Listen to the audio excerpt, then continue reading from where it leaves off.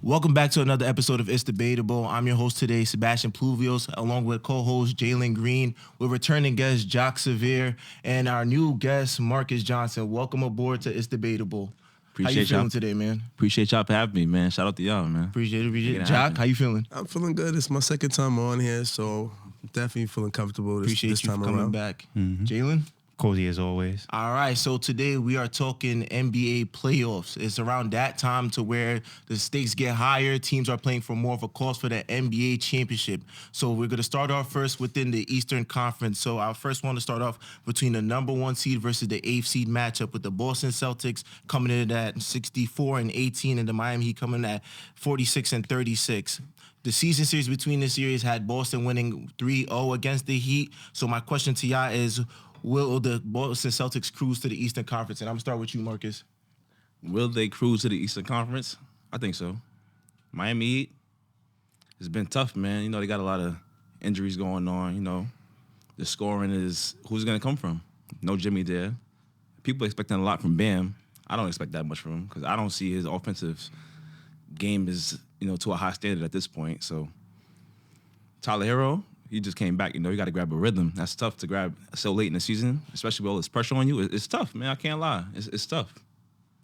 I feel you. Jalen, how you feeling? Will they cruise through? I think even though Jimmy Butler's down, I think the Miami Heat definitely going to pull up some competition. I think Tyler Hero specifically, even watching like last night, I think he like kind of wants this. You feel me? I feel like he's been playing like the backseat role like a bunch of times during the Heat, and even last year he didn't get to play in the playoffs. So I definitely feel like he's going to go crazy. And I don't expect him to win the series, but I definitely feel him to at least squeeze out like a win or two. But as far as like the Celtics cruising to the Eastern Conference Finals, I definitely feel like they'll get through there.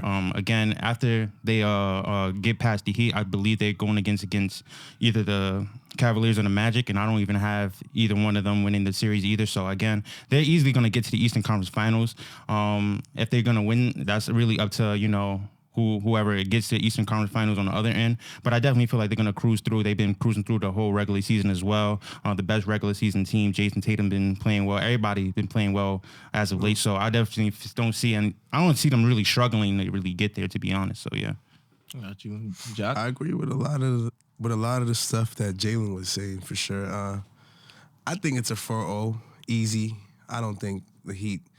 You know what they're missing? Without Jimmy Butler, they don't have leadership. That's kind of how I feel. Tyler Hero's going to go out there. He's going to have a lot of points. He's going to hoop. He's going to play his heart out. He might give us 30 a game, but they're not going to be able to close out games. Eric Spoelstra, great coach, but it's just too much talent on the other end right now. And Celtics have been at home. Oh, geez, yeah. I think it's a 4-0. Coast. They're going to go into the next round, remain professional. They'll be in the Eastern Conference Final without a doubt. It's crazy that, I said that because I actually got the Miami Heat at least pulling out 2 games. Yeah, I got two games. At home? Yes. Yeah. When I look at it, I don't see that much difference from this Boston Celtics team that struggled within the first round last year when they went against the Hawks, that team that they should have definitively swept.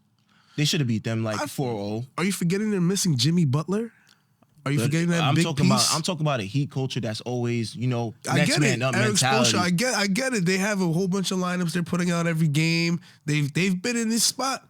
No Jimmy Butler in the playoffs against a Jason Tatum, a guy who's been there so many times. He's going to handle business. It's not going to be every game at least by 10 points. Okay, but I agree to you on that point. But we're talking about a Boston Celtics team that when we look at it, they have their moments where they get lazy. They remove their feet off the gas a lot of times. Playoffs. Yes, and there's been times against the Miami Heat, there's been times where they have put their feet on the gas, even in the Game 7 in the conference finals against the Heat, where it was up 20 points, right? And then it managed to be at least a 3 to 4 point game. And if Jimmy Butler hits that 3, we might be talking about the Celtics differently. That's last year. You have to be all right. All right, and the year before that, this is the same team that went down 3-0. The better team went down 3-0 to the Miami Heat. Porzingis. That's all I have to say. This is his first time in the playoffs. How do we know what Porzingis is capable of yet? Tell him. All he has to give you is 13, 15 points a night, and you win. Okay, he doesn't have to give you 22 points. Fourth option? Third options, yeah. He averaging 20 right now with 7 rebounds. You don't have to run any plays for him. Spots, you don't have to run any plays for Porzingis. He's 7 feet tall. You don't have to. Makes I a lot know. of sense. To me, I Bam definitely. Adebayo's gonna have his hands full on the offensive end and the defensive end. He's not gonna have enough. It's not gonna be enough. But I don't think that though. Yeah. Because How do you feel? the Miami Heat played together as a team. Like they're more of a Okay. defensive team. You feel me? Rotation, And they run like a lot of zone. Like zone, the okay. biggest thing that fucks up a lot of these teams in the playoffs and the Miami Heat is when they run zone, you can't really score and get that freedom. They're real savvy. So They're definitely savvy. that's They the definitely problem. do. Because They're really look at it, savvy. yes, Okay, look at I it see like that. this. When we was watching the playing game between Philly and Miami, in that first half, that zone was fucking them up. That was a mess. That's why they was down at they were least playing. 12. No, they really do play together. They throw- play together. they throw a lot of different It's the next coverages. man Jimmy up. Butler at was people. there. But that's what I'm But saying. Jimmy He had Butler was 6 steals, hobbled. I believe that game. Hobbled, and they still managed to keep it within a close game. So with them knowing they do not have Jimmy Butler now, their whole attitude changes to where Okay. we're gonna we have to play for one 2 another. games. And now yes, tough. because Yeah. 2 now you games. have. I believe that they'll at least go up 2-1. Come on, They'll man. go up 2-1. Yes, Go up? They Miami swept will them in win the one. regular season. Miami will win one within the home. The Celtics Miami will swept get them one at in the home. regular season with Jimmy Butler there. Jimmy Now Butler with- didn't. First of all, Jimmy Butler didn't play the last game that they won, and they still managed to keep it close to where the Celtics only won by 2 points. Talk. And that's without Jimmy Butler. So Talk. when we look at it right now, this team is always Okay. a next man up mentality, and Eric Spoelstra will adjust. He He's will. one of the great coaches He in will. the game. Hall of Fame So coach. now we still have to question Joe Mazzulla's coaching because there's been at times where we look like the rotation has been off. More so, they're dependent on shooting more 3-pointers. Now, all it takes is one game where the 3-point is not falling, and they go back to exposing Jaylen Brown and Jason Tatum for not being able to finish at the paint consistently, is what I'm saying. So what I'm saying is all that has to factor in to where a point to where it's like, can they sneak a game in? I feel like they can win one game at home. Okay, 1 game, but please don't give this team 2 games. I'm not gonna doubt a team that's At feel me. home. As much as I shit on the Miami Heat. How many times do an AFC puts a number 1 seed in all that traffic? They just did it last year. Do it a couple times. They just did it last Yeah. You get what I'm saying, though? So, Yo. feel me? It's a team that's going to play with heart, though. Hopefully with the idea that if we could at least make this a series, you could probably get Jimmy back for game 6, maybe game 7. So, I feel like 5 is realistic. To me, Okay. I'll stretch out and give it. That's the best you'll give them. Yeah, I'll give them, Yeah. feel me, Yeah. 6. All That's right. just, feel me, just the identity and the Heat culture that they got going on. So let me ask you this. If they do win 2 games, how many points does Tyler Hero average? This points have to be spent Who's equally. the key guy if they win 2 games? Who's the key guy? To me, it's gonna have to be Terry Rozier. Terry Rozier is He the does pickup have to- that you got to where he doesn't need to play off ball. He could get a bucket either or. He could get a bucket off ball or he could have the ball in his hand. And Tyler Hero could play off of that as well. And now you have Bam to where he's not relying to be the second scorer. So now you have guys like, what else? Caleb Martin, who averaged 19 points against He's the tough, Celtics yeah, he's last tough. year in the He's Eastern Conference. And then now you get all of that going. You have Duncan Robinson. You still got your shooters. You got Jaime Jaquez that has been getting minutes like he's been a vet. For his rookie season, he's been getting played like he's a vet. So all that factors into where I think this team that has like a lot of heart is not going to just back down easily to a Celtics team that they know that they beat last year in the conference finals.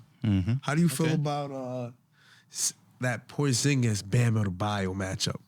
I think it's unfair.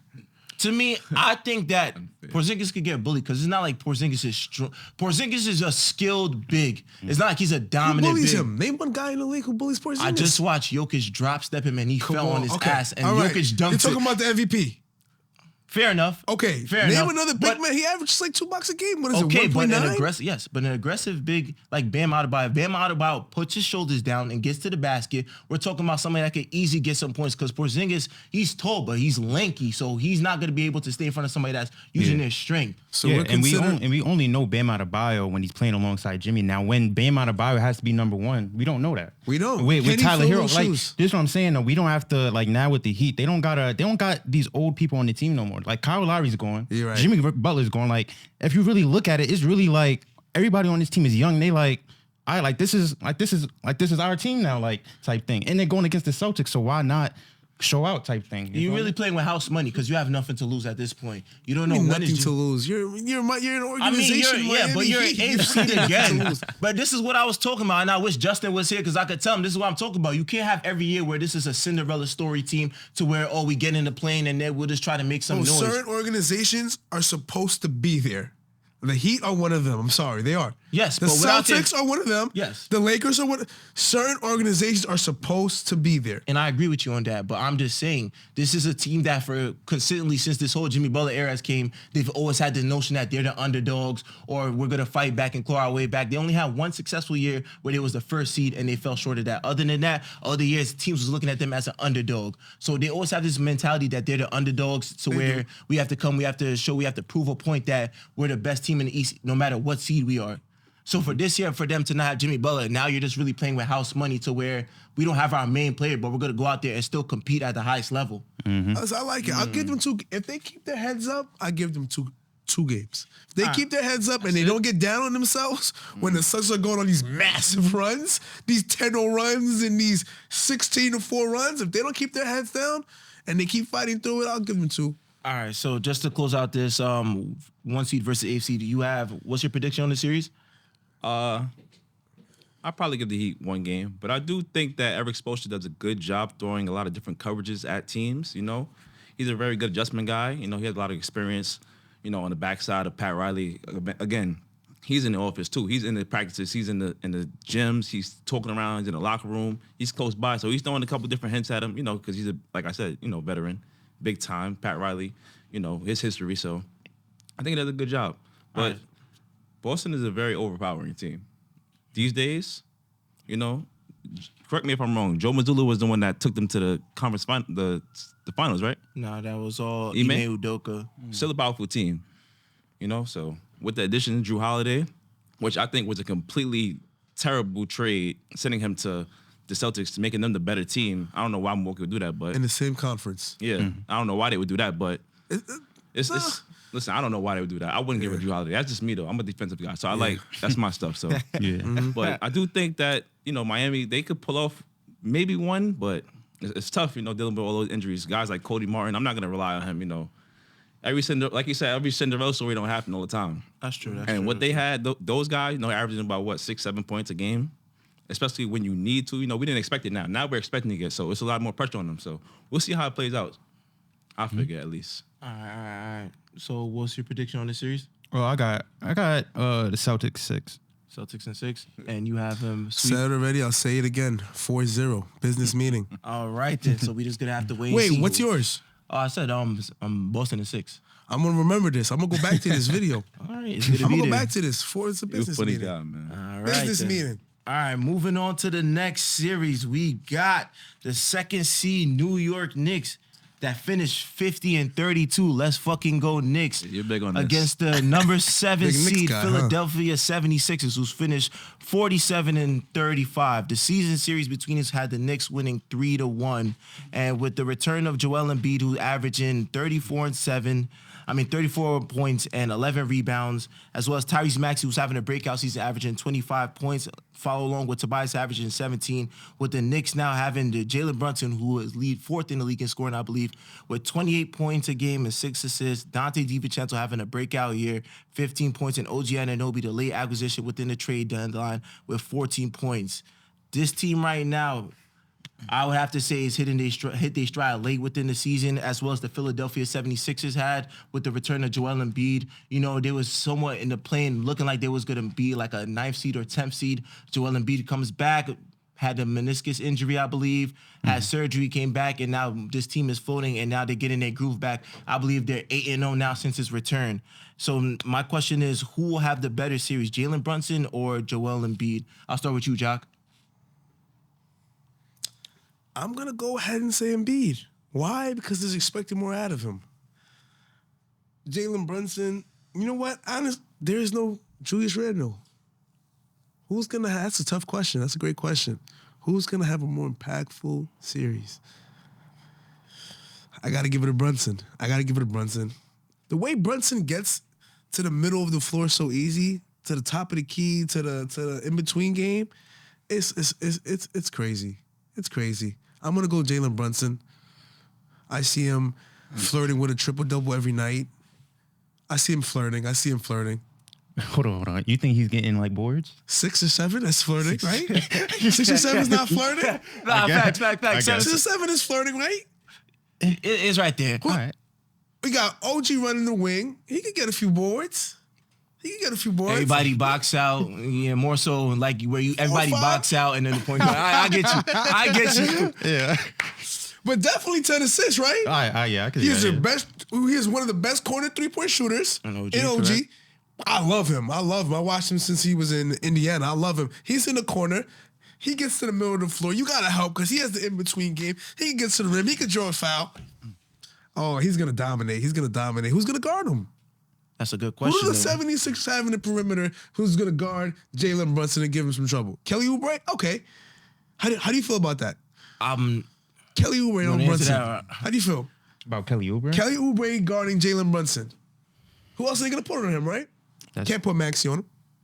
That is a good question. I definitely feel like that would slow him down just a little Yeah, bit, just and he's because. lefty But too. at the same time, if you're taking Kelly Oubre and putting him on Jalen Brunson, that gives advantages to everybody else. Because who's guarding? You gotta stop that, man. That's what I'm saying. Like who's gonna guard the wings? Like But I feel like other guys can't really score too much off the bounce. He's the guy, and Kelly Oubre's lefty. So I feel like he kind of knows how another lefty can play. He can guard him better. He knows some of his, I don't know. I don't know. How you feel, Jalen? I definitely got. That's a good question. Actually, Who guard no. Embiid? Actually, I'm gonna say Embiid only because the 76ers whole offense runs through Embiid, and I feel like regardless of it, it's all based on the decisions he makes. Now I know Jalen Brunson's been having a great season, spectacular, probably maybe possibly all MVP talks. all first team like in talks, but I believe specifically like their system doesn't heavily rely too much on Jalen Brunson. Jalen Brunson just kind of runs the show and kind of makes everybody looks better and gets his buckets as well. Joel Embiid, legit, it runs through Embiid, whether it's playmaking, whether it's scoring. Like the ball has to be in Embiid's hands for anything to happen. Like even in that playing game, like when Nick Batum was going off, that ball, it was because Embiid was attracting so much attention and making the right decisions and passing the ball. So no matter what, like Joel Embiid is gonna be involved no matter what in the offense. He's gonna touch that ball, and it's really gonna be based on the decisions he make. Now, I don't feel like again, this is a close knit series, and I do feel it may go long winded, so he may have some struggles like as the series goes on. Now that's where I feel like Jalen Brunson might take over because I feel like he has that durability to go longer throughout the series. But I just feel again like the way the series is set up and how both teams fit their offense. Joel Embiid has to it runs through Embiid, so he has to play way better than Jalen Brunson to me. How healthy does Embiid stay?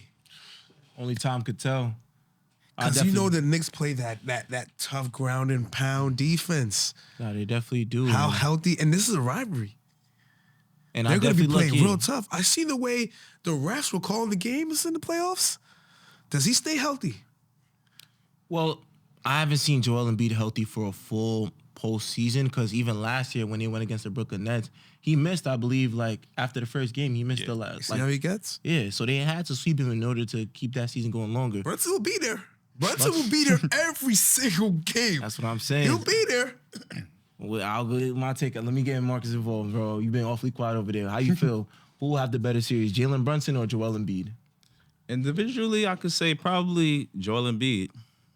Overall, most likely Jalen Brunson. I mean, he's having a big year, big outbreak year, you know? He draws a lot of attention, too. So does if Joel. you had to pick, though, if you had to bet money, who will you have to have the better season? I If think- this is FanDuel, man. All right, listen, I think whoever has the better season is the winner, the clear winner. And I think the winner will be the Knicks, honestly. So It showed me a lot, man. all right, Brunson. let me More tell you space this in the because lane. right now before Joel Embiid went out, and this is All why I right. wrote these stats down. He's averaging 34 points and 11 rebounds, Okay. and definitively could have been Who's averaging that? Joel Embiid 34 points, 11 rebounds, and that's before he went down. Could have definitely been at least a back-to-back MVP before the injury. So you're telling me How many games has Joel Embiid played approximately since Had his to be- injury? I think like around like 50 something. 40. Yeah, around the 50 or 40. But No, a like lot. since he came back from Oh, injury. at least 8, I believe. Yeah, it was 8. Like, Around the 8 mark. Is he even conditioned for this playoff? that's what I was saying. And that's what better I'm be. asking, but still. New York gonna even- run. I've seen fatigue on him. Yes, even in the playing game, I was looking at it too. Like he didn't look like he played too high post. Like he didn't really have his back He to the was basket. winded a bit. Yeah, like but he hit some vital shots. But I feel like he's still going to be He there. did. Like even a 3-pointer shot, like draws so much attention to where He's a at a top point now, performer, like man. the floor opens up. Big I seen the floor open up even in the Miami zone, and that's usually how you break the zone too. And that's how Denver had success last year. I feel like that's what Joel Embiid needed to add it to his game in order to be more of a threat all around too. Because when you have Joel Embiid passing the ball to where everybody else gets involved, it's a replica of Jokic, but he just scores more dominant. The thing is, Jokic is more patient than Embiid. He's not as impatient. He won't really wait that long for a play to develop. Listen, I think Brunson's going to have a better series. He's going to have a better. Julius Randle is a lefty. So now there's more space for Jalen Brunson to create his own shot. And he's never had a problem doing that. Never. You got a guy out of the lane now. There's more room for you to move around. You got shooters. DiVincenzo breakout year. Guys he's in the comfortable with. other corner. You got OG in the other corner. Jesus. Right. He's getting all the assists. He's getting everything. All right, yeah. So to me, yeah, that's why I would have to go Jalen Brunson as well, just because of what I've seen he's capable of doing in the playoffs, especially dating back to when the Dallas series, when Luka Doncic went out between that Utah series. That's what I seen flashes. He gets in that mode. That's what I'm saying. When he gets in that mode, he really gets in that mode. Jalen Brunson, to me, right now has potential to go on one of them Allen Iverson runs to where he can will a team to the finals. And I'm saying that with finals? Yes. Heavy take. Yes. Come on. Yes. Heavy And I take. sat here and I said this months ago right. where I said Jalen Brunson could be the best player on the championship team. And Darius was sitting in your seat right there. Everybody look at me. Bro. Heads turning. Listen, in the first round, I can sit here and say Jalen Brunson's going to be able to create his own shot, get to the next round. But at a certain point, they're going to miss Julius Randle. At a certain point, they're going to run into a team with a lot of offense, and they're going to miss Julius Randle's The only points. team that they can really run into, I mean, Say besides it. Indiana. The C's? The Celtics. The And you see C's. what they did to the Celtics too. This is a first team defense. Second, they believe in offense. The defense is going to draw so much offense to them to where Jalen Brunson is an undersized guard at the end of the day. But Let's not look forget at the that. numbers he's putting up though. All right, on offense, 28 and 7. But can you Can't speak guard? on size. He's a Yeah. pit bull on the defensive end too as well. At the end of the day, he might not be the best defender on the court, but he's going to guard. He's going to take these charges. I see him take numerous charges, and charges play a whole important factor So to you it. think they get to the Eastern Conference Finals and they do not miss Julius Randle? Yes, a tough one. I believe in What do this you team. think, So God? Yeah. Oh. They don't miss Julius Randle. I gotta see the second. as much as Julius Randle will be good for this team right How now, much money does Julius Randle make? what does the money matter? Yeah. They're gonna miss him. That's why Of they course paid they're him gonna that miss it much though. money. But at the end of the day, this team hit their stride at the right moments. They've been out with numerous injuries. Mitchell Robinson got hurt for a certain extent in the season. Who's the coach? Damn. Tom Thibodeau, Tibby. so you know he's playing 50 minutes a Damn. game if he has Tibby's to. the coach he coaches MVPs. Yes. Tibby don't coach his guys who get to the Eastern Conference Finals and win games. He coaches MVPs. That's why Jalen Brunson's having a spectacular year. He coaches MVPs. And that's the guy that can will you. He could be the best player on a championship team because at the end of the day, he's going to show up regardless. I haven't seen if it. his shots. What do you mean? In closing games last postseason, he dropped back-to-back 40 balls on the Miami Heat where he could have definitively forced a game 7. This is the same guy we talking about that everybody said was overpaid. $100 million was overpaid for 4 years for Jalen Brunson. Now you look at it, this shit is underpaid. We can talk about a guy that's Underpaid. first team all NBA for a reason. He could be. Listen, Julius Randle was out there when they were fighting. Yes, and Julius Randle struggled. As much as I fuck with Julius Randle, he was struggling. He's He has never drawing had a attention. great. He will draw attention. He has Struggle or not not- had a great postseason in these past Struggle 2 or years not, that they've been in. So he doesn't draw attention. Julius Randle gets the ball on the block. He's It's not drawing easier to attention. stop Julius Randle right now than it is to stop a team that the ball moves. The ball's not stuck in 1%. When it's in Julius Randle's hand, he has to back down to the post. He's doing his ISOs. He's going to get his buckets. In this team right now, as soon as the ball gets out of his hand, Dante DiVincenzo, a quick 3-up. Josh Hart is facilitating. Josh Hart is facilitating to a point where now you don't miss Julius Randle because now you're getting the points that Julius Randle was from Dante DiVincenzo, from and OG even, Anunoby. and even on that point too, Josh Hart covers the rebounding part. He does. So I noticed again, that. like Julius Randle being gone, I feel like that's the scoring element because Julius Randle did have a great season. I think like he was at like that 24 to 25 mark. was. But what makes up for that is the rebounding part with Josh Hart and then Mitchell Robinson coming back and then Isaiah Hartenstein. When did he come into that? Definitely. So into it's that just role? like Randall is cool for like more so like that good, like reliable, solid second That good option for 24 points a your game. mental. Like my mental, I know I could Yes. I got Julius Randle, but in general, like it's more so like, again, like with Brunson, it's like I'm gonna run this show and I know how to do this. Like I got this. Like He's a I smart got guy. this. I know how to run the show. Answer me With this. with or without your guy too. When did Josh Hart come into this role? He's more comfortable now because he's with his boys. Like, say I got all my guys right now playing, say me, you, Reem, Trav, John right here, and we just hooping. I already know what spots y'all want to be at. Like, feel me? I know like how you play. I know where you want the ball at. I know you know where I would cut. You know where like my personnel. They've been playing college basketball forever, so that's why it looks better. Yeah. Okay. So like, feel me? Jalen Brunson could trust a guy like Josh Hart, like regardless of like, feel me, if his shot's hitting or not. He could trust a guy like DiVincenzo because they won college championships together. Like, feel me? So they come from that background. When you play with your peoples, it's like you're a little bit more comfortable. Like, I know that, feel me? You got my back on the court. Like, you know, like if I'm like missing shots, you know how to get me involved in the offense. You know, like what defense coverage is, like What what to I'm tell best with. me? Yeah. We've been in the locker room for so many years. Okay. So yeah, that's why they're saying like that Villanova connection is. I feel like that played a major success. Listen, all that is cute. All that is cute, but they will miss Julius Randle. 100%. Listen, them Villanova boys will miss Julius Randle when they run into the seas. All right, and so- Porzingis is dominating. All right, so for this series, I don't think I asked y'all a season prediction. So the series prediction. So I'm gonna start with you since you know. Listen. Philly against New York, that's gonna be beautiful. It's gonna be beautiful. It's gonna be a movie. I want to give Philly 2 games. It's a big city. When you go to play in Philly, the crowd's gonna be rocking. It's gonna be a movie. When they come to the Garden, it's gonna. The Knicks won't lose a game at home. I'm gonna say that for sure. They will not lose a playoff game at home. I'm gonna say 4-1. 4-1. They're gonna win one on the road. I fuck with it. Just because I'm fucking with New York heavy. They're gonna win one on the road, and that's how I like it. All right, Jalen, what you think? I got the Knicks in 5 too, and specifically too. I just feel like the biggest part of this is because I have a big feeling that the Knicks will get up 2-1, but when it gets to that game 4 and the Philadelphia 76ers need to win the game, I just don't know who's gonna step up to win that game for them. Because again, the 76ers have a history of like when it comes to a must-win game, they definitely fold. So I definitely feel like I got the Knicks in 5. Bet Marcus. Not gonna lie and be ready for this. I got the Knicks, but in 7 games. In 7 games, I respect it. I do respect that. I just feel like, at the end of the day, they have the former MVP. And he is one of the toughest people to guard. Who's guarding him?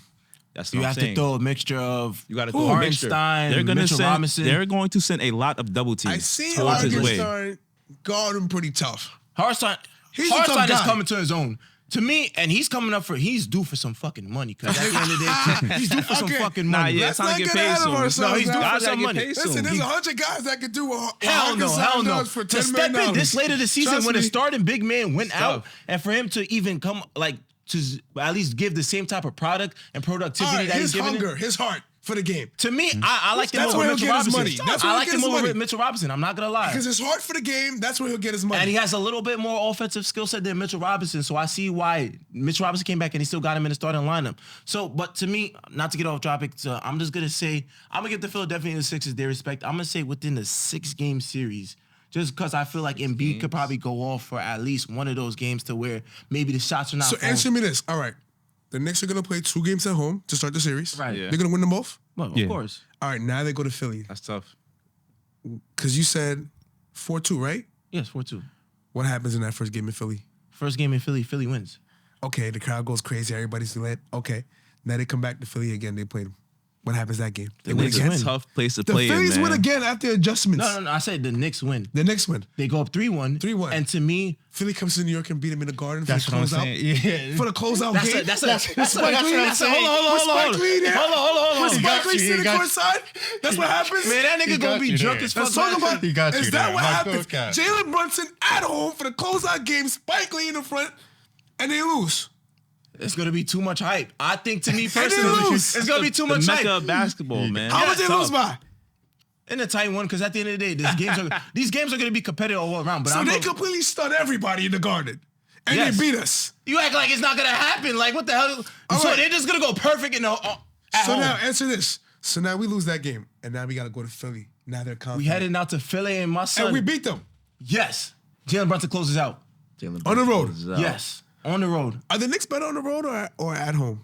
It's They're equal. home. It's equal. They're Is a it? home team, but at the same time, they handle Garden. their It's the Garden. Yeah, they handle their business on the road too as well. They're not, as great on the road because nobody's gonna really be that great on the road. Of as they course, at home. yeah. But at the same time, it's like if they need to and they need to lock into it, I've seen them go into Philly, like especially with the OG NWB trade that first happened. They went into Philly and they Great blew them out like acquisition. they blew him out by like fucking 30, and that's with Joel Embiid on the floor and when he was healthy too. So I think they have the talent to go like on the road and really handle business. I like that take. But I do think Listen, I wanna one more see it. thing. I do think wanna that see- nobody spoke about how Tyrese Maxey has been playing so well this year. We haven't been talking about that at all yet. We could talk about He's that, one of but the at the best- same time, What? I just feel like is he one of the better guards in the he a East? player that's going to transition and lift his game up within the playoffs? a lot of his game is based off speed. Yes, and he controls the tempo. But of how they play. in Am I playoff wrong? series though. Is he elite? Hold on, Is he elite? in playoff series though, the game slows down. There's more half court set offense. It doesn't slow down. There's more shots, a lot of more He can misses. shoot the ball. There can't It's be not- more it doesn't shots if the slow shot down. clock is going down. People are using more of the shot clock. There's more shots getting up. You take more shots in the playoffs. But I'm saying though, You take more shots in the playoffs. You do. But the Knicks are There's very a lot good at more controlling misses 'cause of the pace, though. intensity of the defense. They are. but the games. And the But refs I'm are saying calling you're not ball getting the less same. whistles. You're not getting the same high pace offense. Is what I'm saying. When you hit that 2-minute mark, it's like that 2-minute mark feels like 10 minutes because at the end of the day, you're utilizing the shot clock. Your running plays, your sets, your go-tos. Is Tyrese Maxey that definitive that guy to where we looking at him as in the half court set? If I give you the rock, can I trust you to execute these plays? Or is it more so he's a high volume guy to where he's very erratic to where he pushes the pace? I wouldn't say he's erratic. He's hungry, but I wouldn't say hungry, erratic. but He's shot hunting at all times, too. I wouldn't say erratic. He's hungry. He wants to win. He doesn't care about the points in my eye. He's more about winning. He wants this. That's the thing you get with that kid. He's hungry. He loves yeah, but is basketball. his game going to transition to where he I think got, it will. All right. I fair don't. Got OG guarding him? Oh, it's over with. OG won't be guarding him. OG, who's going to guard him? They gotta OG's be- guarding him. The best perimeter defender on the team. Probably Who's going to Josh guard Hart. him? All right, Probably Josh bro. Hart. All right, hold on. Chief Vincenzo, maybe. Who guards we him? could Who name guards- everybody. Tyrese- Hold on, It's hold on. Tyrese Quick Maxey, guy. Jalen. I think Josh Hart. Josh Hart. Josh Hart? I don't know. If he's guarding if tough. he's guarding That's tough. Maxey, then he cannot give you the rebounds that you're expecting him to give you down low. Yeah, 'cause Nah, they'll be 100%. chasing He him. won't give you that. They'll be chasing him the whole He time. will not be guarding him. If you're expecting him to give you 8 to 10 rebounds a game, he's not up front guarding Maxey. He's guarding a wing. I like Nah, Maxey. we gotta I don't move know, on though. man. We gotta move on though. We definitely gonna see how this series turns DiVincenzo, out. maybe? I believe the first game is starting right know. now, so we're gonna catch it as soon as this We'll see, episode is though. done.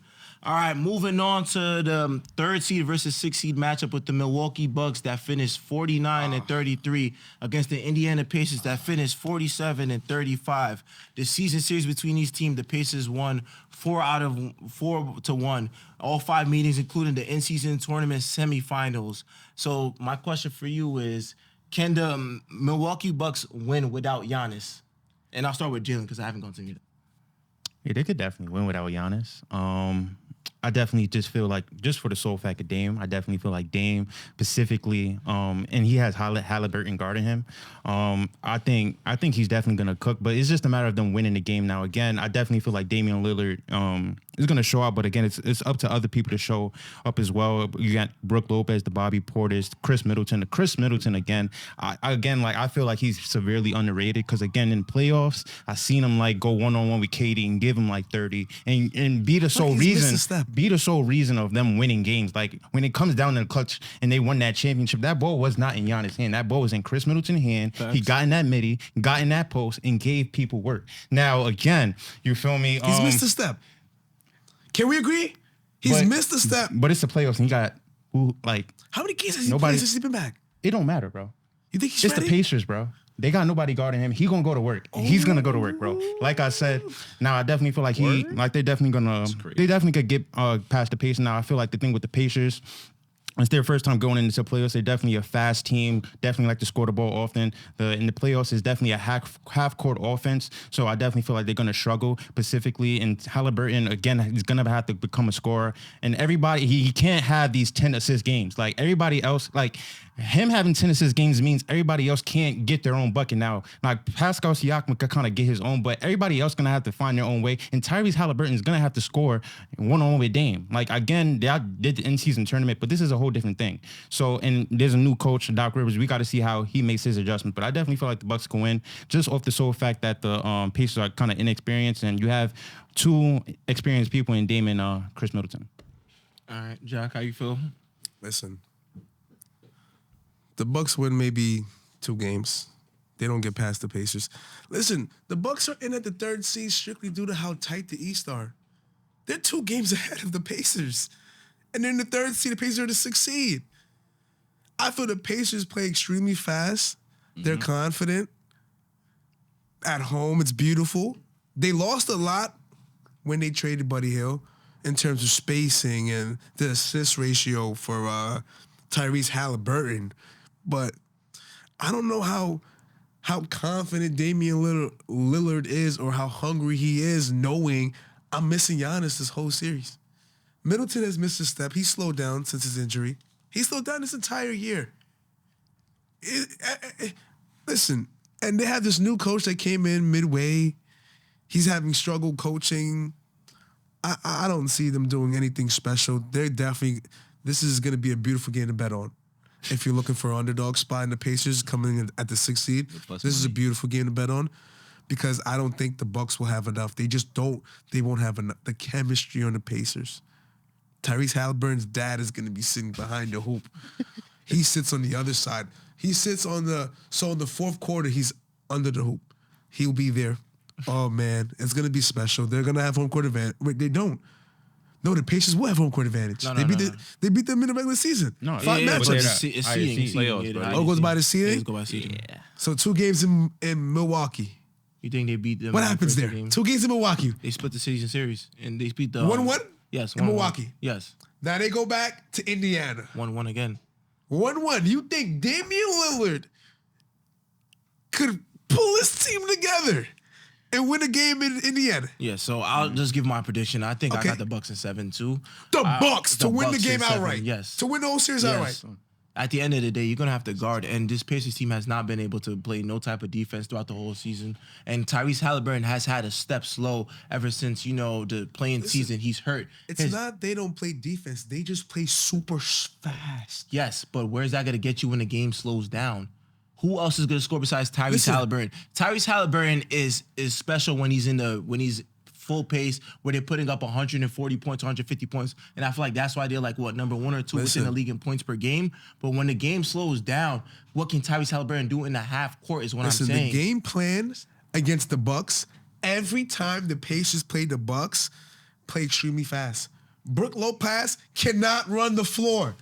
He can't run the floor. All right, it's gonna be completely different. So that's why they beat him in the regular season 4-1 series. That's why. He can't run the floor. Strictly.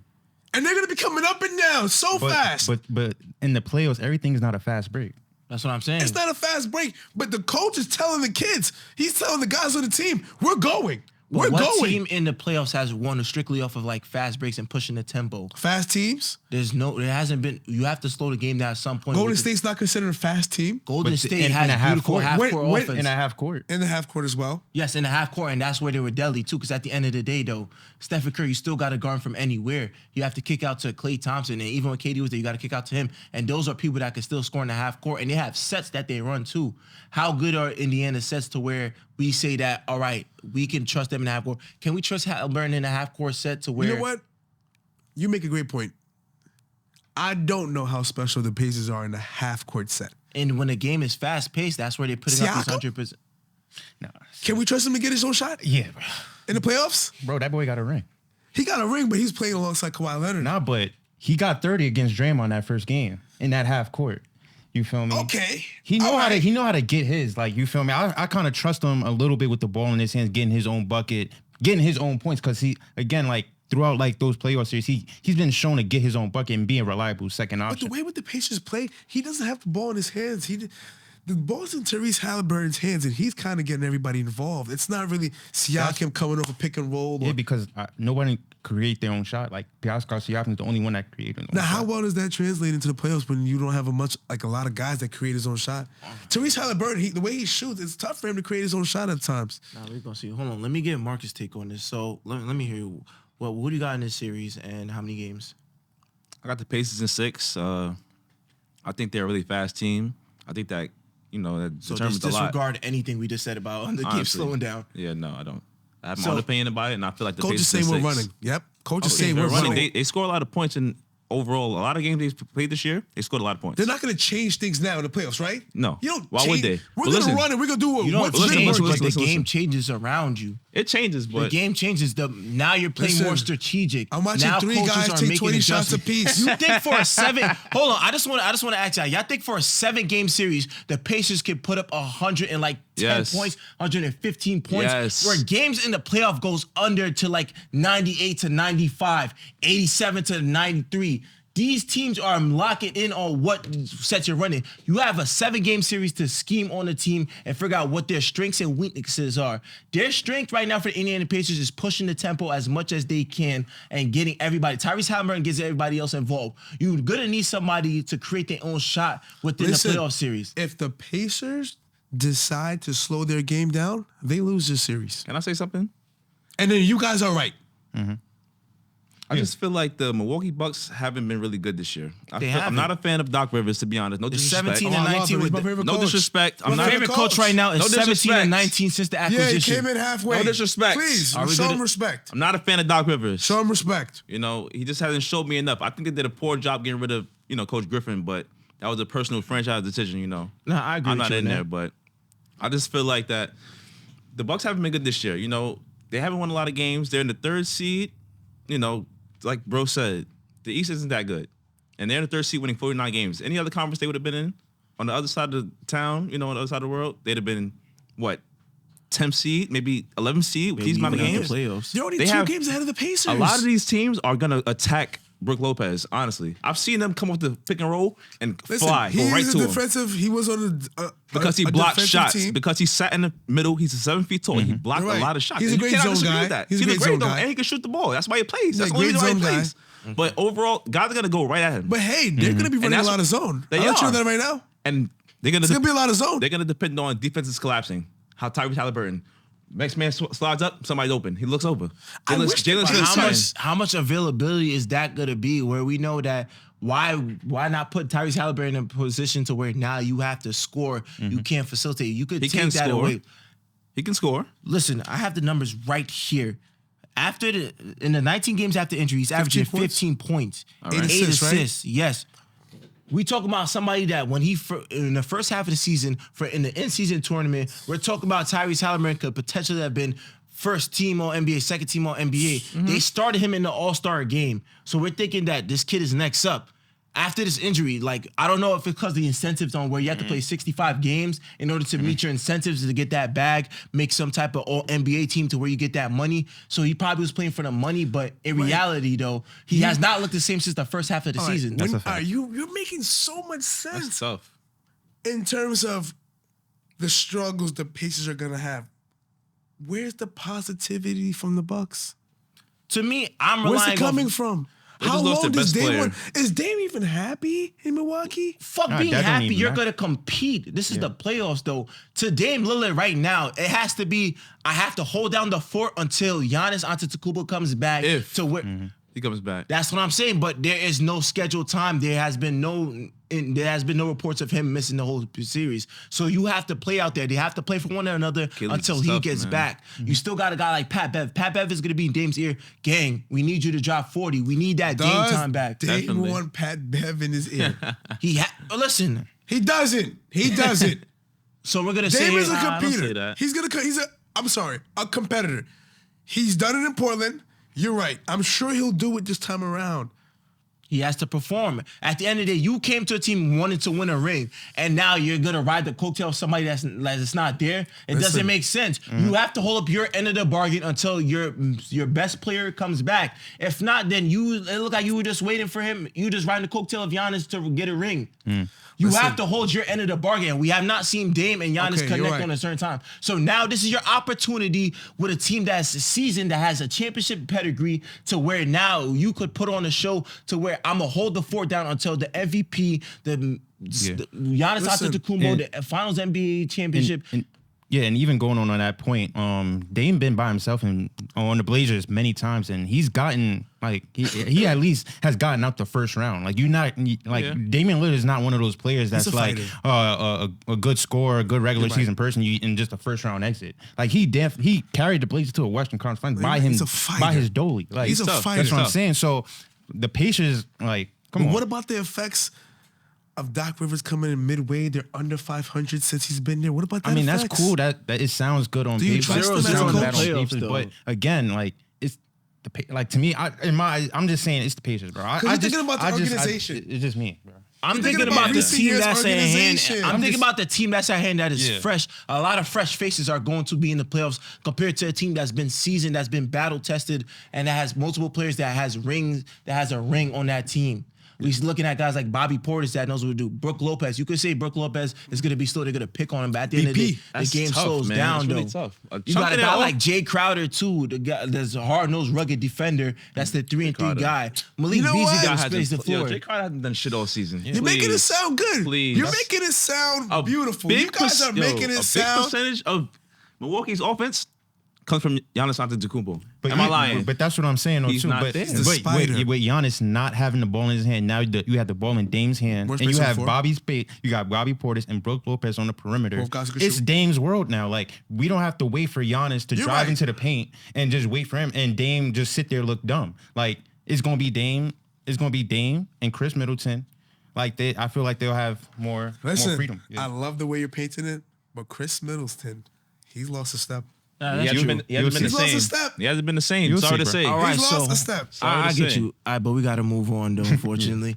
But Suck. before we end the segment, I want to know who do you have once again winning the series? You Indiana said Pacers in man. 6. Batman and Robin. Pacers in They're 6. there. Yep. Pacers in 6, man. I got Bucks in 7. You have I got the Bucks in 6. Bucks in 6, and you have Oh man, you guys said a lot. You guys said a lot. 7 or 6 games after all you guys just had it. Before I had it 4-1, but the way you guys are painting it, 4-2 Pacers. Pacers. All right, then. So Trust. you said it here, so we're gonna just have to stay tuned. I believe they play tomorrow On the road. On the road. We'll see. Okay. It's heavy. So moving on to the 4-5 matchup. I'm not really too fond of this series because I feel like it's not as exciting, but we're just gonna have to see. We have the Cleveland Cavaliers at the 4 seed, finishing 48-34, and the 5th seed Orlando Magic, who are making their return to the playoffs since I believe 2020 with the 47-35 record. This season series, these teams split both games apart, so 2-2 going to both ends. I just have to say for both teams right now, I believe that one's coming in with house money, the other's coming in with the expectation to, get somewhere within the playoffs, especially with their unit back and healthy. So for the Cleveland Cavaliers right now, I feel like a lot is riding on this playoff season run. So I want to ask you guys this question for this series. If the Cavs underachieve, was it more likely that Donovan Mitchell gets traded? So I'll start it off actually because I believe I got to everyone. So to me, the reason why I asked this question is because this is a team right now that traded for Donovan Mitchell in the Utah series, hoping that they could have that young, talented group with Darius Garland, Donovan Mitchell, Evan Mobley, Jared Allen, and whoever they believe they want the 3 to be at any given time. This team right now, they had success last year, falling short within the first round where the odds were favored for them to win against the Knicks, but fell short and underachieved. We seen guys like Evan Mobley and Jared Allen came out and said that the lights was too bright, that they had to get through that playoff woes. So now we see this team now to where they was rolling at a point to where there was winners of like 8 straight, maybe even 12 straight. Donovan Mitchell gets hurt. Darius Garland gets hurt a little, but they still managed to finish the 4th seed. So to me, I would have to say if the Cavaliers do not achieve at least get into a second round or making a competitive second round because they'll most likely face Boston, then I believe that Donovan Mitchell will get traded because he has one more year, and I'm not expecting somebody that doesn't see a future with this team to stay. As well as the Cleveland Cavaliers too, they believe that if Donovan Mitchell doesn't re-sign, then it's more likely so that we're gonna have to trade him in order to get some type of pieces that's gonna fit this team well with Darius Garland and Evan Mobley and Jared Allen. So to me, I really have this series going into, I believe, 6 games. I believe I would have the Cleveland Cavaliers just closing this series out in 6 games, due to the fact that I believe that the Orlando Magic are very a young team, unexperienced. You have Paolo in his second year. doing big things, leading this team to a playoff. So they definitely have some glimpses of talent there. But I just think that their offense is not going to be able to hold up. We watched the game a little bit when we was talking about it. It's just that this team that doesn't have enough offensive power. They're great defensively, and they're hungry, but I just don't see this team having enough like offensive weapons. I don't know who's going to be their second best player, whether it's Franz Wagner, maybe some nights it might be Cole Anthony, or maybe even Jalen Suggs. Yeah, that's what I'm saying. So just those teams and just those players in general, I don't think they have enough to, really just help Paolo, take over the offensive load. So that's why I think that the Cavs finish the series within 6. So I'm gonna go with you, Marcus. Who you got winning? Matter of fact, if Donovan Mitchell if the Cavs doesn't get success, do you think that Donovan Mitchell gets traded? I'll start with you asking that first. Do I think he gets traded? I think he wants to come home, to the city of, the city of basketball, man, the Mecca of basketball. I think he wants to come to New York. So I think that he's going to go out there, he's going to compete, at the highest level because that's what he gets paid to do. But overall, his plan on going there wasn't the plan. He wanted to get out of Utah. And his aim was to come home. And it didn't work out so quickly. But, over time, things happen, when you work on them. So I think he will leave. It's the last year of his contract, am I correct? No, he still has. He has one more year. Yeah, he has one more year. Yeah. Maybe he'll sit around, play one more year there, but I think his focus is really to come home. So I think he'll play hard, but if they don't come out like they're supposed to, they'll probably leave. They'll probably get shipped off, somewhere. But either way, I think they'll end up in New York soon. So. Okay. Jack, how you feeling? Listen, I think Donovan Mitchell doesn't go anywhere. Why would he go anywhere? They're a number 4 seed. They're doing great. Listen, you're in a conference with Jason Tatum. You're in a conference with Giannis. The Knicks are dominant. You should be comfortable in the 4 spot. You're going to be there. If they move away from Donovan Mitchell, what are you moving to? He's the future. He's a young guy. You want to lock him in. You have Evan Mobley down there with Jared Allen, the Twin Towers. Evan Mobley coming into his own. He's going to be great. I see him coming into something special like a Kuminga. Once he gets his confidence a little bit more, which I see it growing every single game, he's going to be special. Darius Garland, I wish he was a bit tougher, but he's a great guard. He's not a leader. Obviously, Donovan Mitchell is the leader on that team, but he's a great second or third option. If anything you add, you don't move away from a special talent. You're going to pass up. You're going to watch him average 30 and be there every year while you're still trying to put things together. They're going to get past the first round. So that's not even going to be a question. They're gonna beat these guys 4-1. The Magic are too young. They should be happy with making the playoffs, right, coming in at the 5th seed. They've grown so much. They did. It's a process. Building a great franchise, building a winning culture, it's a process. It doesn't happen in one season. It doesn't happen overnight. They should be happy coming in. They got a good guy in P5. They can build their future around. He's gotten them to the playoffs. Now they're trying to add. They should be happy. They're playing with house money, as you said. The Cavaliers will beat them 4-1. Donovan Mitchell will stay there. I'm, in fact, seeing them doing something special this year. I see them getting there. They got the guys. They got wing guys that can defend. Isaac Okoro, Evan Mobley, he can guard Porzingis. Right. He can play him well. And they got the shooting too, which they was missing last year. They have it. So now they have that with their Max confident shooters. Mm-hmm. And the thing is, for me, I feel Evan Mobley matches up so well against P5. He's gonna guard him. He's gonna guard him well. He's laterally quick. He's just as fast. He's explosive. His knack, his hands, his eye. Oh, he's gonna be great. They're going to do good things. Donovan Mitchell stays. He doesn't go anywhere. Future right here. All right. Jalen?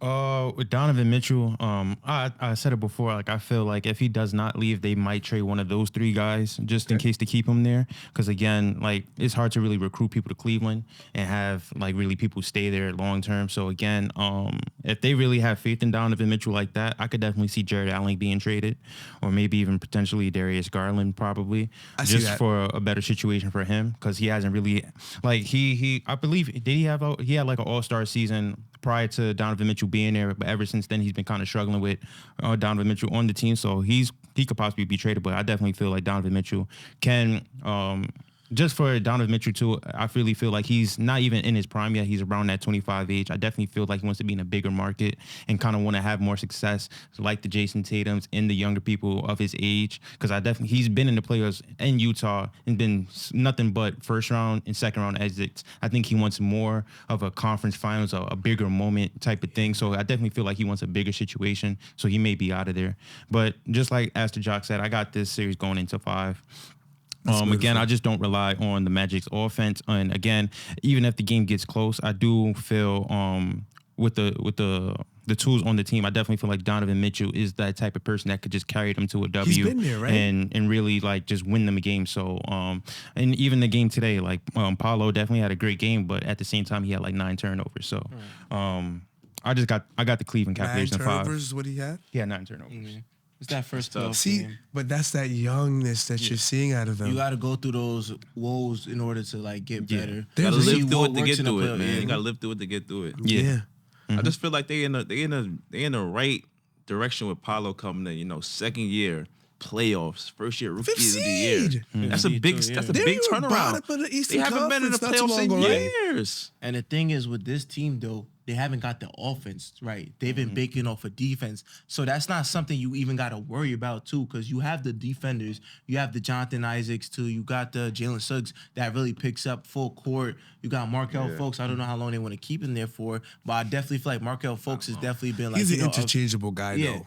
He's an interesting guy, but what he brings to the team is definitely something that adds value. You have the Wagner brothers, I believe, Mo Chemistry, Wagner. Yeah, they have that chemistry there. So I feel like the team as a whole unit is a great defensively. It's just there has to be somebody else that could pick up the pace. I You know what bothers me?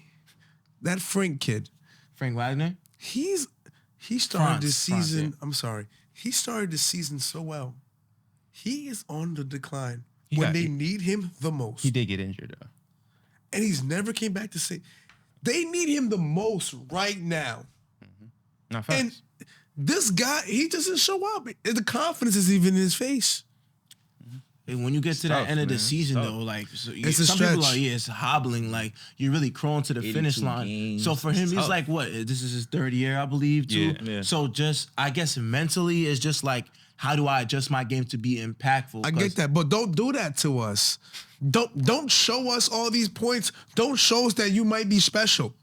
And then when we need you to be there, the Orlando family, everybody, the whole franchise is come. Don't do that to us, man. They need them now. They That's need them true. to now. They need them now, today. That's true, because you want to utilize the best of your abilities. It's not in the fair to playoffs. P5. He's like a Jason Tatum. When Jason Tatum came in. Even I go further back, it's like Carmelo Anthony too in Yes. his rookie year. That dude can He's create his polished, own yeah, shot very at polished that at his age. age, Very yeah. good. Confident Very in good. his work. Such a young age. And he's man. 21. Jesus, he's gonna be special. Special. All right, yeah. So we all got the Cavs winning. I believe I said it was 5, 6, 5. 5, man. It's business to me. That's being nice too, though. So right now the season series between them, the Cleveland Cavaliers just won the first game at home court. I believe that they play again on Monday. So we just gotta have to tune in and see what the Orlando Magic do. All right, so that wraps it up for the Eastern Conference.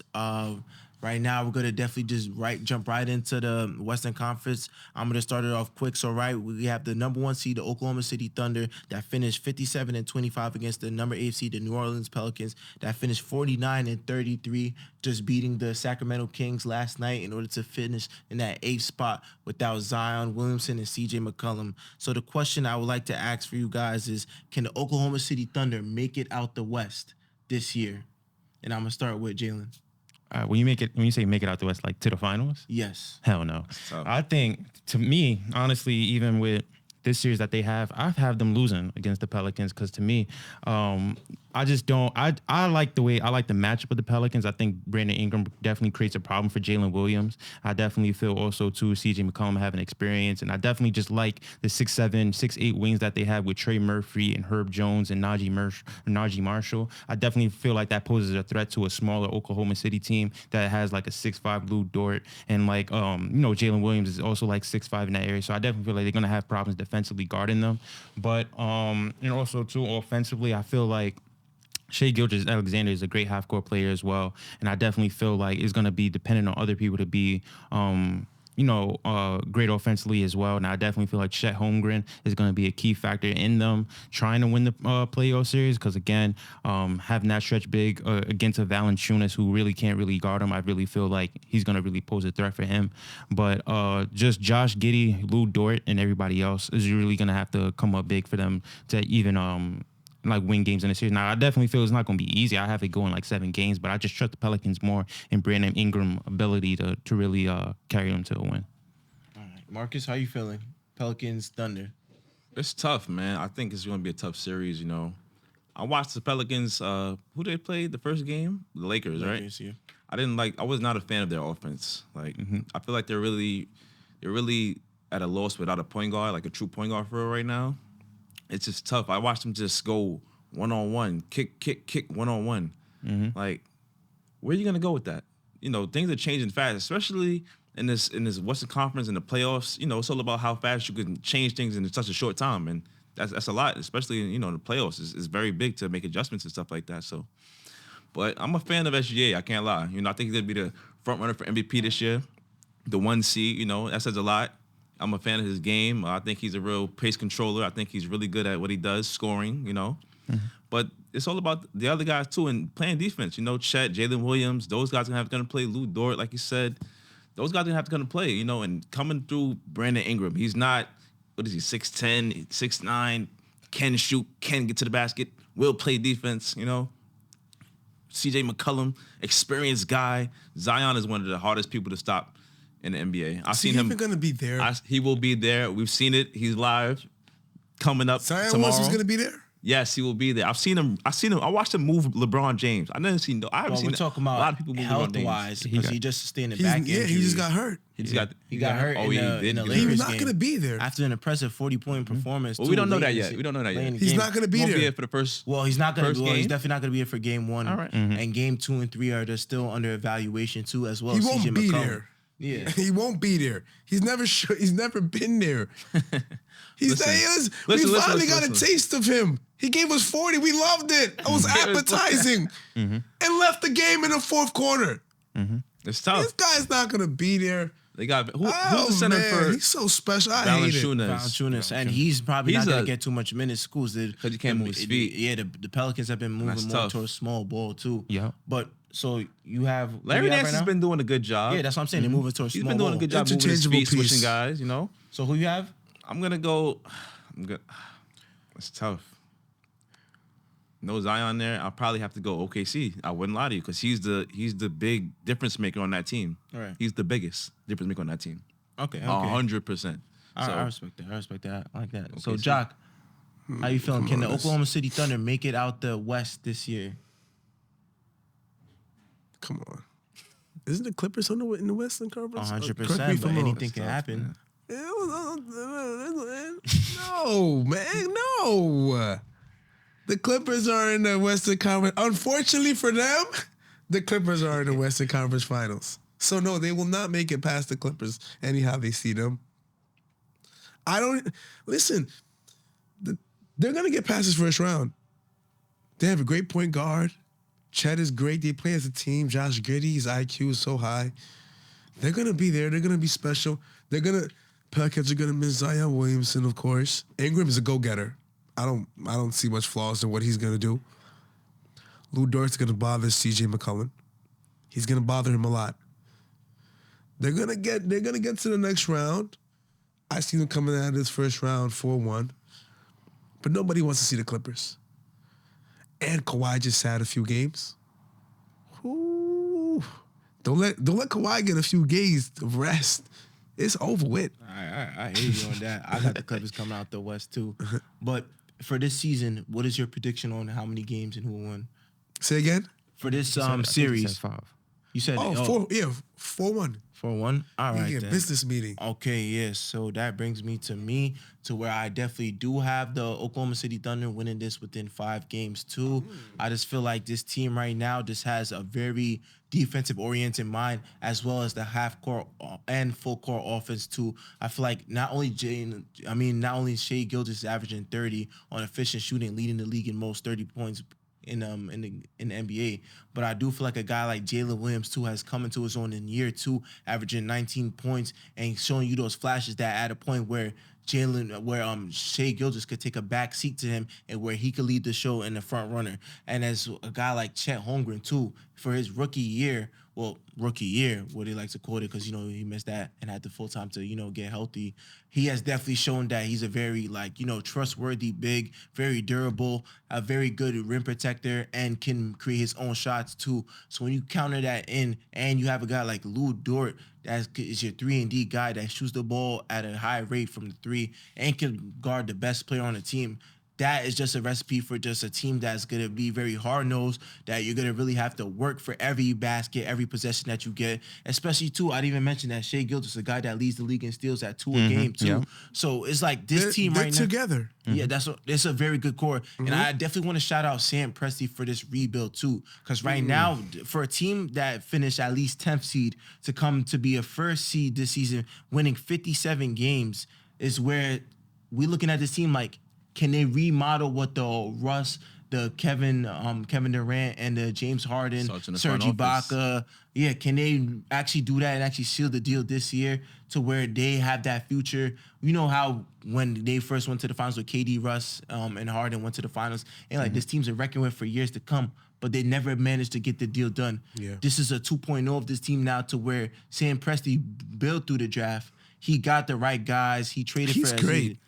He's great. He's been great for quite some time now. Yeah, that rebuild got to be studied, man. Shout out to Sam Presti, man. Because what I'm looking at right now is this team's going to be reckoned with because they're only young. They're like the youngest team, if not probably at least 3rd or 4th youngest team within the league. Their peers right now for youngest team are like the Rockets, the freaking Pistons, the Hornets, like that. Those are their age group. And for them to finish first seed now, this is only like more to come. So for me, I do feel like they have potential too. It just have to pick, it just have to see who's going to step up alongside SGA, whether it's Jalen Williams, if he could elevate his game to where now he's a perennial threat to average at least 23 to maybe even 25, or maybe Chet Holmgren to step up his game from 16 to even 20. He's going to need to. That's what I'm saying. Then they're special. That's what I'm saying. And even guys off the bench too, like Isaiah Joe and the other Jalen Williams too, if they could provide some type of spark too as well, we don't know who's going to be that next man up mentality. So when this series right now, I feel like this is a series for them to really show that we're a dominant team.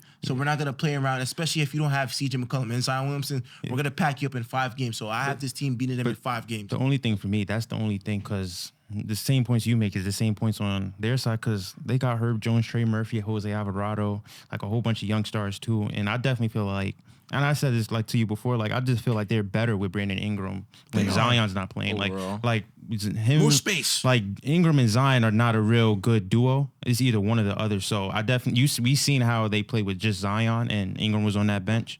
I think with Ingram they'll be playing better. So that's just my last remarks. Okay. All right, so moving on, because we're running low on time, and I definitely want to get to as much teams as we can to. We're moving on to the 2nd seed Denver Nuggets, who finished 57-25 as well against the Los Angeles Lakers that finished 47-35 and clinched themselves within the play-in by beating the Pelicans for that 7th seed the other night. So the Denver Nuggets this series against the Lakers swept them with a 3-0. It seems like every time that the Denver Nuggets has played the Lakers, it's always that they have their number. So for me, my question is for you guys is, will the Nuggets get past the Lakers again this postseason? And I'm going to start with you, Jalen. Yeah, I got the series going 4-1 again.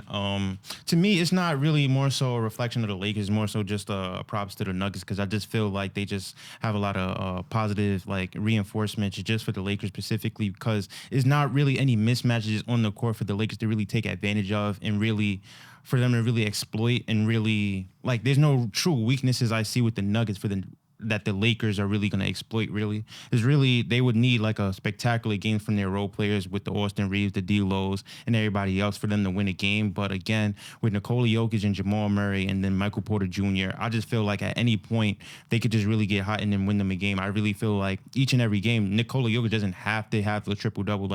Jamal Murray could run the show, and at one point, Michael Porter Jr. could just go lights out and then shoot them out the game. And then Aaron Gordon could really be a lobster at any point with the Lakers. Lakers is more so like LeBron has to show up every night. AD, like as much as we want him to score 30, he's not going to score 30. Like, he's just going to have to defend at a high level. Everybody will have to play their best for them to beat the Lakers. I just feel like the Nuggets are just a strong team, and there's just really no weaknesses for the Lakers to exploit. So I got it going in 5 games. All right, Jock, how you feel? I think it's going to be a special series. I think it goes to about 6 games. I ultimately feel the Nuggets win. And the Lakers have to move away from Anthony Davis.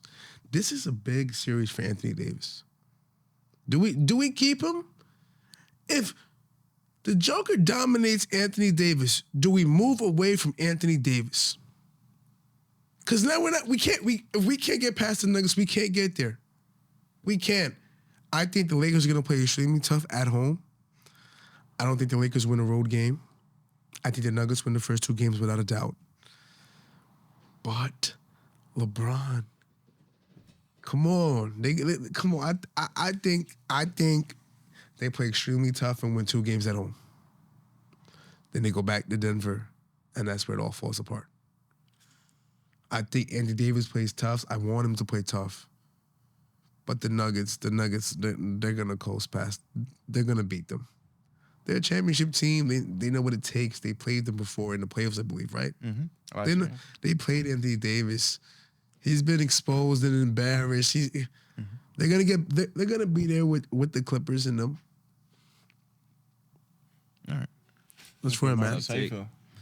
Yeah, I got the Nuggets in 5 games and being nice. I feel like this is the biggest threat to Joker. Talking about AD personally, I feel like he's the best matchup for him so far that we got. And you can watch the tape last year. It wasn't pretty. It hasn't been pretty. He's exploited that matchup plenty of times, and I feel like they're just an overpowering team. It's just way better than the Lakers. I haven't been a fan of the Lakers, honestly. I feel like they're holding on to the string of their teeth. LeBron's literally carrying them, and it's tough when you're, at the age of almost 40, going on late 40 something, whatever he is. The role players are just not good enough. They're gonna overpower them. Not. They're gonna overpower him. Darvin Ham. I don't trust Darvin Ham to do anything. Honestly, I just feel like that. The Lakers, it's been a tough run. LeBron's had a tough run. It's been good, but the tape from last year not gonna be much different. Honestly, that's it. Well, I feel completely different. To me, I have this Lakers team winning in 7 games. I think it's gonna be tough too. I think they're gonna this play him well. year is more so. I understand that a team has your number, but at some point in time, it's just like with your back is against the wall, you really have nothing to lose. They have to. They had nothing to lose. You really have nothing to lose. This team that has your number, at least it's been 7. They're like 7-0 now against the Lakers. So with this team right now, and I feel like you have the returning pieces within the D'Angelo Russells, the Rui Hachimuras. He has to play well. Yeah. D'Lo has to play well. But D'Lo has been, since post-trade deadline, well. we have definitely seen a different D'Angelo Russell that has more assertiveness. More comfortable, confidence. More confident, 100%. We have seen Rui Hachimura stepped up too for the money that he was given. He has an in-between game. That's what I'm saying. Listen, Austin Reeves is Austin Reeves. One night you might get somebody that looks like a superstar, not even superstar, star potential. The other night you look like a casual. But to me, the definitive fact is that you got guys like AD now, and I feel like he's gonna take that matchup personal against Jokic now more so than in the regular season. In the regular season, good there enough? He better. Is that it good has enough? to be though, because I feel like this regular has to season, be. there's always You're been right. some type of distraction to where the Lakers just couldn't get over them. Whether it was LeBron scoring 40,000 points for his career, whether it's just the ring night ceremony, whether it was the unveiling the Kobe Bryant statue, it's always like some type of incentives or just like how the Lakers always Something get else distracted. going on. Yeah, but this postseason too, I feel like Darvin Ham said it perfectly, is 0-0 now too. So you have a punching chance. And I feel like the Lakers really do believe that, especially with the returning pieces of Gabe Vincent, who's been hurt for most of the season too. I definitely like what I see defensively from him in the Pelicans game as well. And he provides you that 3-point shooting too as well, alongside with a guy like D'Angelo Russell and Spencer Dinwiddie. If Spencer Dinwiddie could get it going too. And you got a guy like returning, I believe Jared Vanderbilt is set to return too as well, somebody that guards 1 through 5. So now you're putting yourself in a position to where we're fighting with every opportunity. And this is not the team that last year where LeBron hobbled to the conference finals with that messed up foot. Now you're actually, you have a chance. So to me, I feel like this Lakers team is just gonna take the matchup not more serious. They have to. And this is not the same Nuggets team that last year where you had a guy like Bruce Brown that could, guard guys. Jeff Green, the vet. You're bringing in younger pieces like Payne Watson. You're gonna rely more on Reggie Jackson, DeAndre Jordan to really provide you those minutes that those vets were given. So now I feel like it comes down to the other guys, and I'm gonna take my money on the other guys for the Los Angeles Lakers because they have more role player pieces that I can trust more than the Denver Nuggets. So I'd have to say the Lakers is 7 for me. I'm gonna just say one more thing before we go to topic. I just feel like a dangerous man is a desperate man is a dangerous man. So that's what LeBron is at this point, and we got to see how this plays out. Honestly, He's too old. Yeah. We'll see. But that's the thing. Just for me, it just feels like everybody has to like literally play extravagant when the Nuggets like. If Murray and Jokic are playing good, I just feel like they winning. Like, that's just how I feel. But yeah, hard to stop. But you did make some great points, though. I'm not gonna lie. But a team that you rather see in the first round is just like, yo, fuck it. If we go out, we go out. Yeah. Tell you one thing: the Lakers do eliminate the Nuggets. The Clippers win the championship. Definitely. But who would the Lakers see you at the top? See you at the top. I think that would be something to be, but the Clippers got to get at least into that. But we're going to get into that. I just need to make sure we got a little more time. So moving on to the next matchup, we have the number 3 Minnesota Timberwolves against the number 6 Phoenix Suns. Right now, that's currently playing. I don't know what the score is looking at, but last time I checked, the Minnesota Timberwolves are up. So right now, this Minnesota Timberwolves team, a young team, finished first in the conference, was first at a point before Karl Anthony Towns got hurt, was looking like a team that really found their flow chemistry going with the Rudy Gobert trade. Anthony Edwards coming into like a superstar caliber player. Rudy Gobert having one of his best defensive season, going up against a team right now that we thought was going to come out a little bit better when they made the big 3 with Kevin Durant, Bradley Beal, and Devin Booker. We thought this team was just going to be way better than just a 6 seed. But injuries play a part. They had this whole notion that we need a point guard as well. And just the fact that this team that we've seen that hasn't really played enough defense. I just want to ask you guys, who will be the best player on the court for this whole series? And I'm going to start with you, Marcus. I think Devin Booker will be. I think he'll just be super overly aggressive offensively, I just think he'll just be attacking at all times, We've seen it plenty of times. He's the leading scorer on the Suns team. He's the most hungriest at all times when they're on offense. I just feel like he's going to be the best player overall in the series. Like, not saying that they will come out on top. The success of whatever team comes on top is still questionable because, it's tough to play Minnesota, Phoenix. It's tough out there. But I definitely like Devin Booker to be the best player of the series, though. Okay, Jack. I think Anthony Edwards would be the best player in the series. Straight because it's his offense, it's his team. I've seen Anthony Edwards dominate the Suns. I've seen him put them in tough spots. He's young. He's motivated. He's in the locker room listening to music. He's hype. He's ready. He wants to go at these guys. He wants to prove himself on national television. He looks for these spots. He circles these dates in his calendar.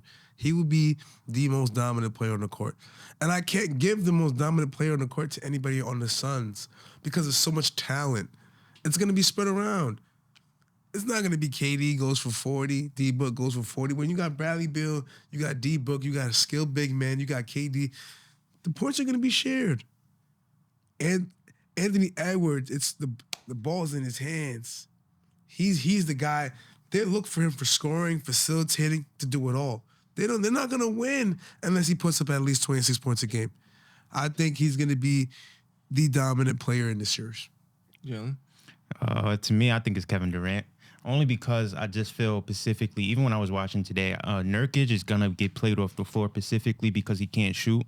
And you don't want Rudy Gobert in the paint. So if you move KD to the center and now Rudy Gobert has to guard Kevin Durant, and even in that 4 matchup with Kevin Durant and Karl Anthony Towns, I don't think they're good enough on the perimeter to guard Kevin Durant. And you're going to have to move one of your wings. Now, if you move one of your wings, now you're giving Devin Booker leeway to go crazy. So that's what I'm saying. Put McDaniels on Durant. Now you took McDaniels, like, now Devin Booker or Bradley Beal has an advantage. So I definitely feel like Kevin Durant just poses the best mismatch for everybody on the Timberwolves because, again, at 7 foot and being a perimeter player, scoring at on 3 levels, I don't feel like Karl-Anthony Towns could really guard him on that perimeter. And either anybody, like, again, him being at that 4 position just provides too many mismatches, and I definitely feel like he's going to be an advantage and just be able to, take advantage of the bigs on the court. True. To me, I have to agree with you on that. I was exactly thinking the same reasons why too. To me, the reason why Kevin Durant will be the best player on that court is because time and time and again, we've seen Kevin Durant go off for crazy numbers within the playoff, especially in half-court settings to where the ball is in his hand. At any point on any given spot on the floor, Kevin Durant will get you an automatic bucket, especially if he's guarded by a guy like Karl-Anthony Towns or Rudy Gobert. That is food to him. That's like, if KD misses, it's going to be because KD misses, not because it's good defense. The only time I really seen that was against the Celtics. I'll give you that. The only time I seen that KD got clamped was against the whole Celtics team. Mm-hmm. But other than that, KD will get to his spots. I believe that he's just somebody that's just natural with scoring. I feel like Devin Booker is more so, I wouldn't say forced, but in a sense it's just like it's a little bit more shot tucking. Bradley Beal's more so just like he gets in where he fits in too, because at the end of the day, you're the third option too. Yeah, you might have it going some games in the series, but overall, Kevin Durant, I feel like is a consistent variable. I feel like somebody that really shoots like I believe around like 54%. Mm-hmm. So I'm taking a guy that for every 5 shots he's taken, he's at least making 3 or 4 of them shots. Mm-hmm. Somebody that can pick up heat and get to the foul line too at any given time. I feel like Anthony Edwards too. He can be dominant, but I just feel like Kevin Durant and just his skill set and what he brings to the table is unmatched, and it's going to be there for 48 minutes of the game. Mm-hmm. So right now, I would still, even though I say Kevin Durant, my prediction on this series is that the Timberwolves win in 7. I'll give 7. It's going to be a back and forth matchup. I feel like it's going to be highly offensive oriented. So answer me this. If they win in 7, how many points does Anthony Edwards average? He averages around 28 points. How many points does KD average? 30. So who doesn't show up for the Suns? Who's the odd monopoly? Bradley Beal. He doesn't show up? No. Yeah, Veteran Bradley Beal doesn't show up. I agree. I don't think Bradley Beal shows up. Listen, I trust more of a Grayson Allen for his role and what he brings to the team to be more consistent and show up rather than I trust Bradley Beal, because Bradley Beal still getting back within the playoffs. He's been MIA from the playoffs since John Wall was on the Wizards. So it's been some time. Like, I know he's hungry to get there, but it's just levels to this shit. And you're playing a team that's, I believe, ranked number 1 in defense. So I would have to give it to him. Okay. I like it. Okay, so what are your predictions so we could just move on quickly to the next series, because we know that's the one that we really want to talk about. I got the Timberwolves in 6. Timberwolves in 6? Shout out to Naz Reid. Yeah. Timberwolves in 6. Timberwolves in 6? Timberwolves in 6. I'll go Phoenix in 7. Phoenix in 7. All right. So we just got to see right now. I don't know the score, but I do know that they're playing right now. So when we come back to this episode, we're definitely going to see what has changed and who has been the variables. So moving on to our last matchup, which is going to be the 4th seed, the Los Angeles Clippers going against the 5th seed, Dallas Mavericks. These two teams right now are a fight. It's like you put in Mike Tyson versus Muhammad Ali. It's not a fight. It's a fight. I mean, it's a fight. And I'm not going to let you disrespect the Dallas Mavericks, too. We do know that the Clippers have had success against the Dallas Mavericks in previous playoff series. Against everybody we have success. But at the end of the day... Plenty of times, though. Can I talk, or everybody just going to go Clippers crazy? Everybody's going to go Clippers crazy. But yeah. Listen, I've been a fan. I understand that. Listen, we used to play 2K. It used to be OKC yeah, versus I've been a fan. Yeah. It was OKC versus Clippers all the time. Yeah, you was an OKC fan, and then you bandwagon. Where'd you go? Wherever Russ went, because that's welcome home then. Welcome home. That's why I got them. But welcome. all right, yeah. So right now, these two teams right now are just really neck and neck. I know that Vegas has this series favored in the Dallas direction, but I want to start with you. I want to start with you. Start with me. Yeah, start with me. Floor's all yours. Why not? Which duo will have more success within this postseason between Kyrie Irving and Luka Doncic, or Kawhi Leonard and Paul George? Matter of fact, fuck that. I'm going to switch up my question around. I'm going to do it audible right now because we know, feel me, and Clipper. I'm gonna ask you, who has to be the X factor of this series in order for either team to have success? It's not who has to be, it's who's gonna be. Norman Powell. Norman Powell. That's like it. That. Why? What do you mean? He's special. Norman Powell is so special off the bench. His level of I don't know if the Mavericks have that off the bench. I don't know if they do. We have so many key contributors off the bench. With a championship coach in Ty Lue, oh, it's gonna be special. And Kawhi's been sitting. He's been on ice. When you put Kawhi on ice, you know what happens? Special things happen. Give it that When time you to give rest. Kawhi Leonard the dates that he requested time off, you know what he does for you? He produces. Luka's Alright, gonna be special.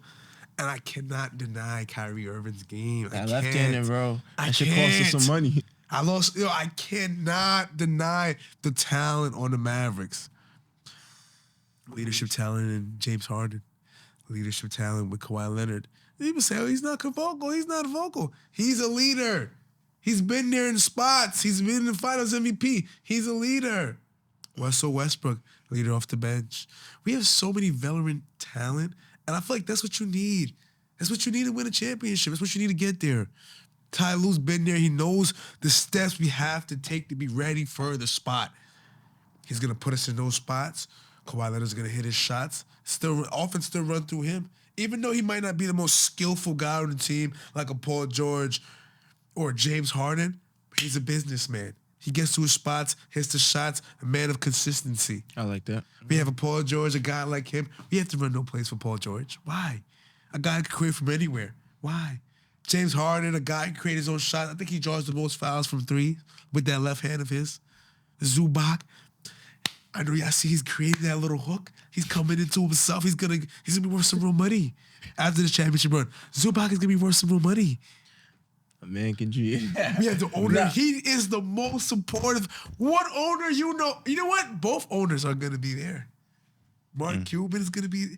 Both those teams, those owners are there. Yeah, they're very supportive of their franchise. Going crazy. It's gonna be lit. Yeah, you don't really see that. That from any series, I was about to say I'm gonna be happy win or lose. I lied. We have to win that game, but it's gonna be exciting. Hell no. I'll let you go, Jalen, but losing is not an option. It's not. It's not. You're right.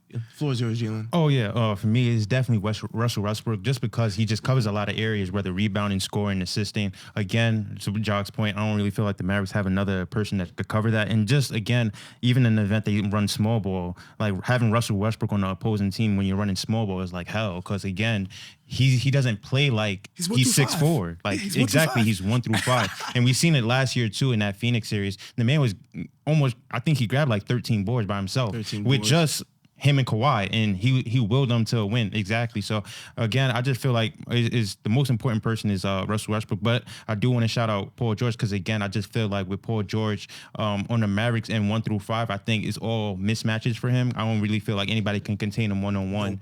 And especially with the Clippers being a very heavy ISO team, I don't really feel like they have anyone that could really stick Paul George for like talk about Exum 7 games. But yeah. Didn't they pick up Exum? They picked up Bridges. Very solid. Not Bridges. PJ Washington. They tried to get defense. Yeah, that team is very formidable too. So that's why I'm not saying it's It's like a light. Did you say the other team too, or? No, I'm just saying for the whole series because based on who you have winning. Yeah. But I'm not gonna downplay. I don't want to play the Mavericks from the first round. Yeah. But why are we set up like that? They gained heat at the right moment too. I think originally it was supposed to be the Pelicans, and right now that would have been a perfect opportunity. I don't want to play Luka. But it comes to that point to where the the Clippers go so always early, have to right? put. We're better. See him go so We're early. a better team. We're a better team. 100%. But I don't want to play Luka Doncic in the first round. Again. Why would I want feeling. him? I do. All right. So want quick that thing. matchup? Yeah. Well, let me get to Marcus before, so we could all have our course. take on it. You know. yeah. Fake Clipper fan. All right. So go ahead. The floor is yours. So I'm gonna say the most important player coming into the series will be probably Paul George. Like there's nothing short of it. You know, he's had good days, he's had bad days, but at this point of his career, he's been known to have a lot of hot streaks coming in, and playoffs is where he, eyes on him. Kawhi's gonna be there, obviously. Russ, he's gonna be able to do his role. Harden, we're gonna expect a lot from. Norman Powell's gonna come in. He's 6 man coming off the bench, but you know what? We need a lot from him. But Paul George is gonna be the X factor. Why? Because he's gonna have to guard possibly Kyrie Irving. I feel like, I hate when people say that like- about Paul George. What? Why is he the X factor?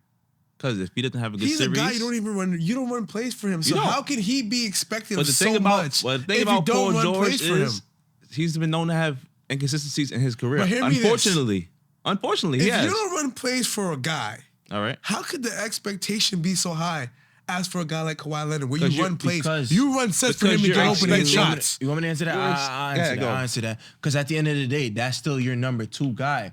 And if your number 2 End of the guy is day. not clicking, Is he a concrete number 2 guy? yes, Yes. he even said it himself. He is the Robinson. Is it concrete? Yes, Yes. it is a set in stone that Paul George is the second best player on this team. And if he does not show up, then that's more load on Kawhi Leonard. And that's the last thing you want to do for a last guy like thing you wanna Kawhi do. Leonard You know what that it needs is? a proper rest. You have the expectation for James Harden so low.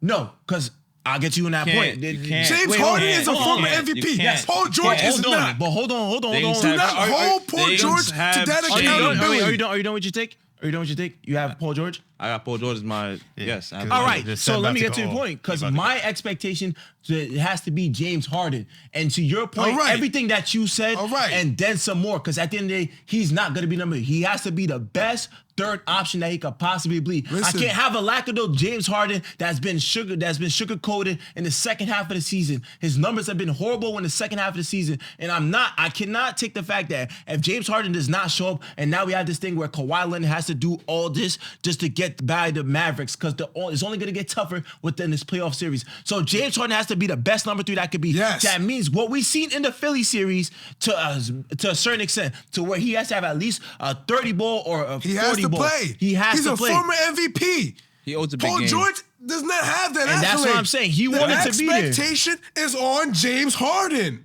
That's what I'm Come saying. on. He has to be the X factor to where it each his takes own. No, because when they was rolling, when it was 22 and 6 in that period of December and January, Yes. where they was hitting their Yeah. strides, James Harden looked great, but has post All-Star break, he has looked like shit. A bit And that sluggish. cannot be the case in this postseason. If they want to get, especially when you have a guy like Luka Doncic that could take over a series that has I'm the scared of capability him. of In As the a Clipper playoffs, fan, I'm Luka scared. Doncic is a player that you don't know what to expect. He turns into God mode. Luka Magic, huh? 100%. And now Yeah. you have a guy that Kyrie Irving that The follows tough up cover. with it too, that he's not expected to be a number one I- option. I don't love this. Kyrie Irving as a number 2 option is scary. So that means James Yeah. Harden has to bring his aim game. I'm worried. It's calm. We Let gotta Luka def- get. we gotta I'm defend- worried. we gotta So to defend me, Kyrie Irving. Let yeah. him score You his gotta heart out, defend him. bro. So to me, I he have the thinking? Clippers. I have the Clippers in Let him 6. score his heart out. So we're not gonna flash Clippers in doubles 6? at him, but just let Yes, him. Clippers in 6. Let him score. Nobody else I is like scoring that. that ball. Kyrie Irving, But the best one, they could debatably, the bro. best one-on-one Nah, he's player. tough, bro, man. it's, He's it's, not it's one the of the- Mavericks versus the Clippers, not Kyrie Irving and Luka. So somebody else got to score. It'll the look ball. like You're that right. though. You're It'll look right. like that though. So, I hear what Oh, you're not bro, worried. let What do you him- have this series ending bro, at? let him score the ball. What do you He have this can- series ending at? I got it in 6. 6. It always Where you ends, having that? it always ends in 6. 6. But I'm this scared. time, though, that's what I'm saying, though, scared. because they're hitting their strides at the right moment. They are. And we want to talk about Zubac. Daniel Gafford has been. Yeah.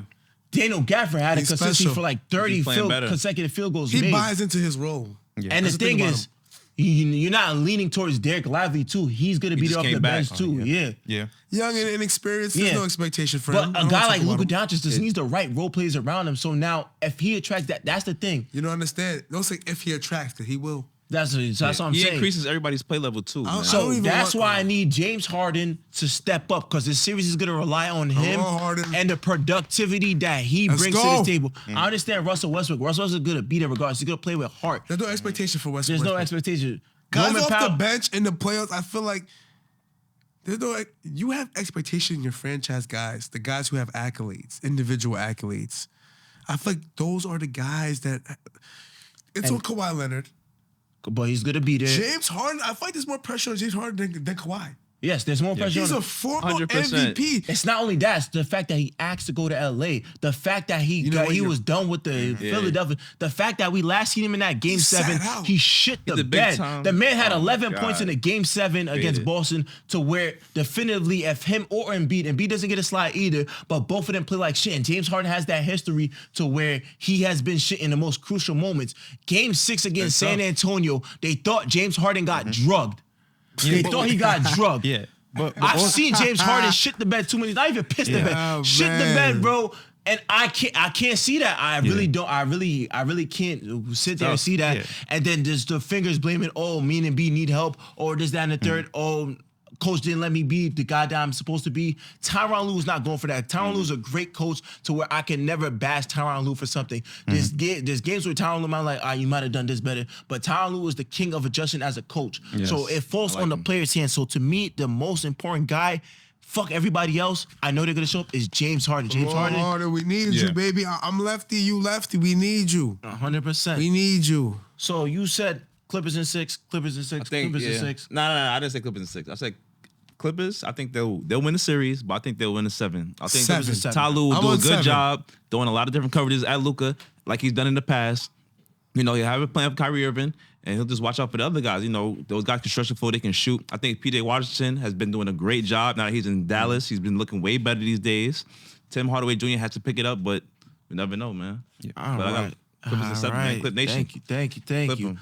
All right, so this says it here for our episode. I would like to appreciate you guys, Jock. Always. I enjoy Marcus, coming on just here with you freaking just guys. coming on this episode, man. It's really been a great talk. Unfortunately, Justin couldn't be here, but Shout he'll out be Justin. back for the following episodes. Jalen just, Be here, holding down the fort too. Just NBA playoff basketball. It's a different type of basketball, so there's more discussion. Excited. Clipper Nation, baby. 100%, man. We all Special rooting for the teams. Clippers to win this year. Special So plays. with that Yo, being you guys are all new. Players. Let me add that real quick. Yo. Because Jalen was a Spurs fan. But you see, that's my guy, bro. It's my guy. Oh, we all have it. It's my guy, bro. Oh! We all I know have that's your indivi- guy. We all have individual players You're that we new. focus. Everybody's new. I've been here. I've been here.